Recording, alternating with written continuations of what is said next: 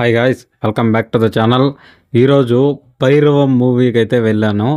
Bhairavam movie ఎలా ఉంది, మన మంచు మనోజ్ గారి రీఎంట్రీ ఎలా ఉంది, ఇంకా సీనన్న క్యారెక్టర్ ఎలా ఉంది, ఇంకా నారా లోకేష్ గారి క్యారెక్టర్ ఎలా ఉంది, మూవీ ప్లాట్ ఎలా ఉంది, మూవీ ఎంతవరకు జనాలను ఆకట్టుకోబోతోంది, ఇలాంటి విషయాలన్నీ ఈ వీడియోలో ఇప్పుడు మనమైతే మాట్లాడుకుందాం.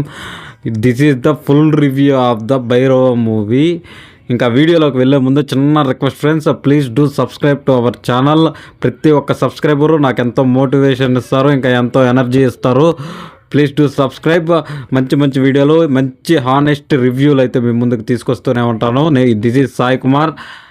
ఇంకా వీడియోలోకి వెళ్ళిపోతే ఫస్ట్ సినిమా స్టార్టింగే మన సీనన్న ఎంట్రీతో స్టార్ట్ అవుతుంది. మన బెల్లం అన్న ఎంట్రీ అయితే అదిరిపోయిందని చెప్పాలి.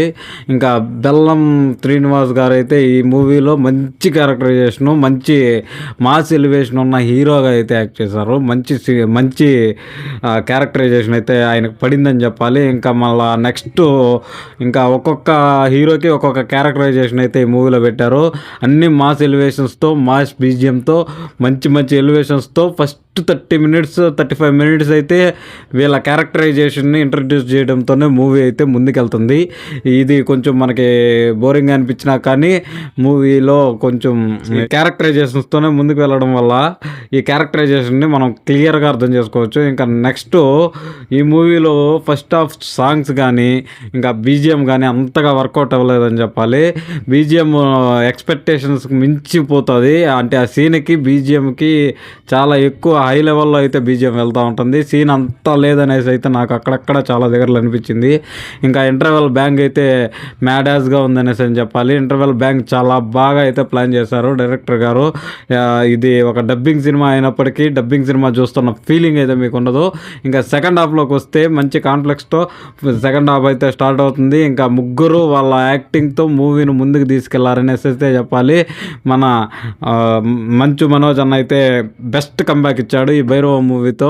ఇంత మంచి కంబ్యాక్ మూవీ పడుతుందనేసి మనోజ్ అన్న కూడా అనుకున్నాడు అనేసి నేను అనుకుంటాను. నారా రోహిత్ కానీ ఇంకా మన బెల్లం అన్న కానీ సినిమాలో మంచి యాక్టింగ్, మంచి క్యారెక్టరైజేషన్లు, ముగ్గురు మాస్ ఎలివేషన్ సీన్లు అయితే అక్కడక్కడ సూపర్గా ఉన్నాయి. ఇంకా క్లైమాక్స్ విషయానికి వస్తే క్లైమాక్స్ అయితే ఊహించిన విధంగానే ఉంది. అంటే ఎక్స్పెక్ట్ చేయొచ్చు అనేలాగానే ఉంది. కానీ కొత్తగా అయితే నాకైతే ఏమీ అనిపించలేదు.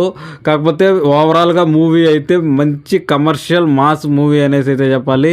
బీజిఎం వేరే లెవెల్లో ఉంది మూవీలో. సాంగ్స్ అయితే అంత ఇదిగా లేవు కానీ బీజిఎం అయితే వేరే లెవెల్లో ఉంది. ఇంకా మన శంకర్ గారి కూతురైన హీరోయిన్ అయితే పెద్ద క్యారెక్టరైజేషన్ అయితే ఏం కాదు, ఒక లెవెల్లో పోతూ ఉంటుంది హీరోయిన్ క్యారెక్టరైజేషన్ అయితే. ఈ మూవీ అయితే ఓవరాల్గా గుడ్ అని చెప్పాలి. ఈ మూవీకి నీ రేటింగ్ అని మీరు అడిగితే నా రేటింగ్ వచ్చేసరికి 3.5 అవుట్ ఆఫ్ 5 అయితే ఈ మూవీకి రేటింగ్ అయితే ఇస్తాను. బెస్ట్ యాక్షన్ కమర్షియల్ మూవీ అనేసి అయితే ఈ మూవీని మనం చూడొచ్చు ఫ్రెండ్స్. ఇంకా ఈ మూవీ గురించి మీకు ఎన్ని డౌట్స్ ఉన్నా, ఏమన్నా ఇంకా ఇన్ఫర్మేషన్ కావాలన్నా కింద కామెంట్ సెక్షన్లో చెప్పండి. ఖచ్చితంగా మీకు అప్డేట్ చేసేదానికి నేను ప్రయత్నిస్తూ ఉంటాను. This is Sai Kumar signing off. Bye friends.